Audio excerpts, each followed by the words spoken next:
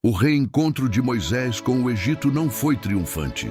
Foi tenso, silencioso, carregado de memórias. Cada pedra daquele palácio lembrava sua antiga vida. Cada olhar egípcio, uma lembrança do que ele fora. E agora ele retornava não como príncipe, mas como profeta. Ao se apresentar diante do faraó, Moisés não vinha com exércitos, nem ouro, nem diplomacia. Vinha com uma simples frase: assim diz o Senhor, deixa ir o meu povo. Essa frase, aparentemente frágil, carregava o peso do céu. Mas aos ouvidos do faraó, ela era uma afronta. O faraó endureceu o rosto e o coração. Quem é o Senhor para que eu ouça a sua voz e deixe ir Israel? Eu não conheço o Senhor, nem tampouco deixarei ir Israel.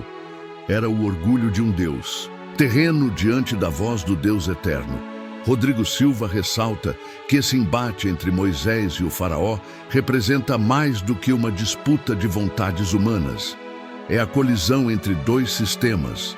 O Egito simboliza a opressão, o domínio do homem sobre o homem, a glória construída com suor escravo. Já Deus representa a liberdade, a dignidade restaurada, a redenção do oprimido. A resposta do faraó à petição de Moisés foi brutal. Aumentou o peso do trabalho dos hebreus. Mandou que recolhessem sua própria palha para fazer tijolos, sem reduzir a cota diária.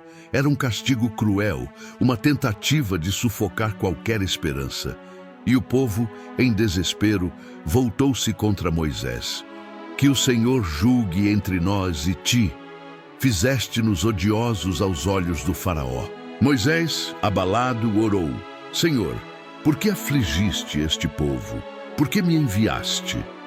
Era a dor de quem obedece, mas não vê resultado. A dor de quem caminha na direção certa, mas encontra pedras no caminho. E Deus respondeu com ternura e poder: agora verás o que eu hei de fazer ao faraó, porque com mão forte os deixará ir, e com mão forte os lançará da sua terra. Era o começo de uma revolução, não política, não militar, mas espiritual. Porque quando Deus decide libertar, nada pode detê-lo. Enquanto isso, Moisés ia sendo transformado. Cada negativa do faraó, cada dificuldade enfrentada, moldava não apenas o libertador, mas o servo. O cajado em sua mão já não era símbolo de autoridade humana, mas de dependência divina. Ele não falava por si, falava em nome de outro. E isso mudava tudo. Rodrigo Silva destaca que esse é o verdadeiro ministério. Não é fazer pelo próprio braço, mas ser canal daquilo que vem do alto.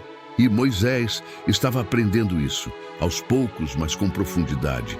Voltemos um pouco, porque há algo ainda mais profundo no simbolismo dessa fuga inicial para Midian.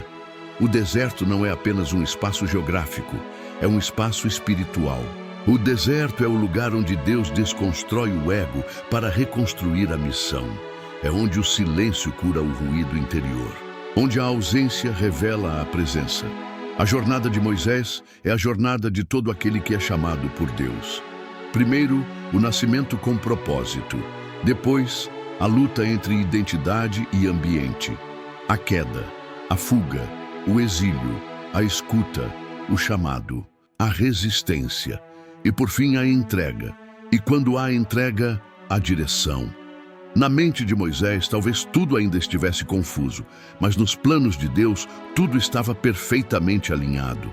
Ele havia sido preservado no cesto, preparado no palácio, esvaziado no deserto, e agora estava pronto para o propósito. É por isso que o chamado de Moisés começa com um fogo que não consome. Porque Deus não está interessado em destruir seus servos.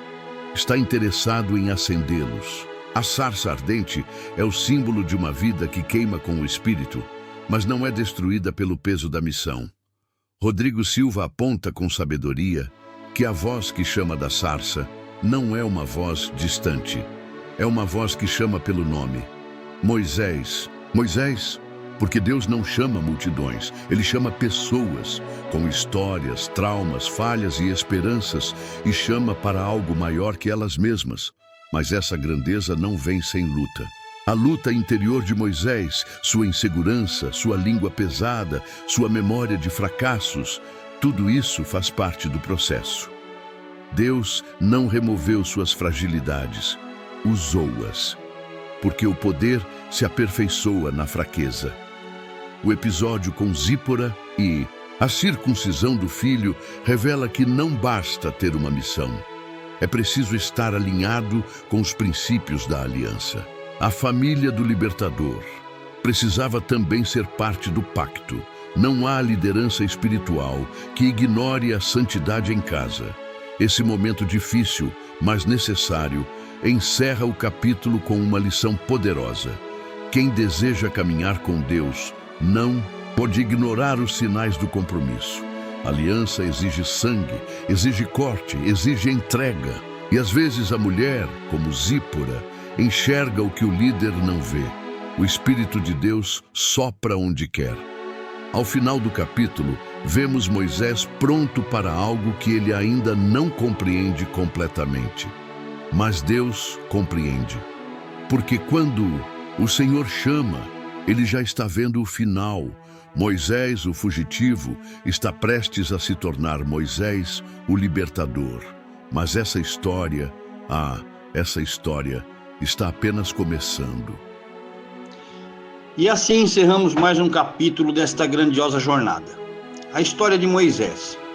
Ao longo do caminho, fomos confrontados com verdades profundas, silêncios que falam mais que palavras, e um Deus que age, mesmo quando tudo parece desabar. Moisés não é apenas um personagem bíblico, é um espelho de cada um de nós, com falhas, medos, chamados.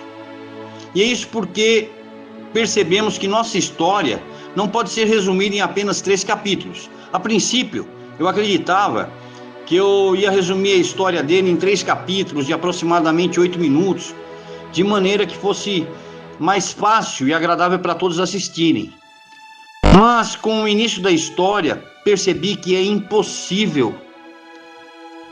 Não seria justo com o texto sagrado, nem com você que nos acompanha. Pedimos desculpas por isso. Hoje encerramos o 3º capítulo. Mas com alegria, anunciamos que a jornada continua. Ainda há muito que viver, aprender e contemplar. Moisés é um dos caras mais importantes da Bíblia. Talvez o mais importante. Foi o princípio de quase tudo da grande revolução. E tudo isso só tem sido possível graças ao apoio e à profundidade dos estudos do pastor Rodrigo Silva, cuja cooperação tem enriquecido intensamente esse projeto. A ele, nossa sincera gratidão. Seu conhecimento é imprescindível.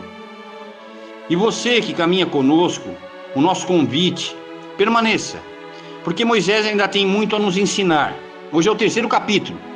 Talvez para finalizar essa história, resumidamente de novo, sejam mais 6, 7 capítulos. Permaneça, vamos até o final. E enquanto houver fé, haverá direção. Até o próximo capítulo, que o Deus chamou Moisés continue guiando sua vida também. O mesmo Deus para todos nós. Muito obrigado.